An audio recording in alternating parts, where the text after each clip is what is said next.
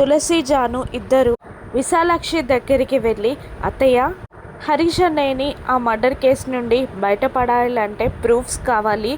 ఆ రోజు యాక్సిడెంట్ జరిగిన కారున్న మెకానిక్ గ్యారేజ్ దగ్గరికి మేము వెళ్తున్నాం. అక్కడ ఏదైనా సెక్యూరిటీ ఉండొచ్చు, అవసరమైతే కాల్ చేస్తాం అత్తయ్య అని చెప్పి తులసి జాను వెళ్ళిపోతూ ఉంటారు. అప్పుడు విశాలాక్షి ఒక్కసారిగా గట్టిగా తులసి అని అరుస్తుంది. దాంతో షాకింగ్గా వెనక్కి తిరిగి చూస్తారు తులసి, జాను. తులసి, నువ్వెక్కడానికి వెళ్ళడానికి వీల్లేదు, ఇంట్లోనే ఉండిపో, లోపలికి వెళ్ళు అని విశాలాక్షి అనగానే తులసి షాక్ అవుతుంది.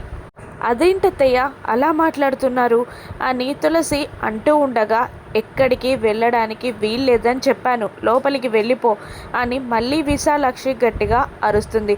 అత్తయ్య, ప్లీజ్ అత్తయ్య, మీకు దండం పెడతానత్తయ్య, మమ్మల్ని వెళ్ళనివ్వండి.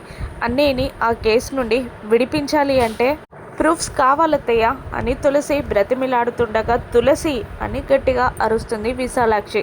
జాను కూడా, ఏంటత్తయ్య, ఇన్నాళ్ళుగా మీరు హరీష్ అన్నయ్యకి సపోర్ట్ చేశారు కదా, ఇప్పుడు ఇలా ఎందుకు మాట్లాడుతున్నారు అని జాను అడుగుతూ ఉండగా మళ్ళీ తులసి బ్రతిమిలాడుతూ ఉంటుంది విశాలాక్షిని. తులసి అని విశాలాక్షి గట్టిగా అరిచి, నా మీద గౌరవం ఏమాత్రం ఉన్నా నువ్వు ఇంట్లో నుండి బయటికి వెళ్ళకు, అలా కాదని నువ్వు ఇంట్లో నుండి బయటికి వెళ్తే నా మీద ఒట్టే అని విశాలాక్షి అనగానే తులసి, జానులు ఇద్దరు షాక్ అవుతారు. అప్పుడే బసవరాజు వాళ్ళ అమ్మ అక్కడికి వస్తారు. జరిగింది ఏంటంటే, తులసి వాళ్ళకి సపోర్ట్ చేస్తున్న విశాలాక్షిని బసవరాజు అమ్మ ఇద్దరు భయపెడతారు. నువ్వు వాళ్ళకి సపోర్ట్ చేసి ఇప్పుడు ఇంటి నుండి వాళ్ళు వెళ్ళిపోయేలా చేసి హరీష్ని కాపాడి నీ సొంత కొడుకుని జైల్లో పెడదామనుకుంటున్నావా అని విశాలాక్షిని బెదిరించేసరికి, కన్న కొడుకు కోసం అల్లుణ్ణి బలి చేయాలని విశాలాక్షి అనుకుంటుంది.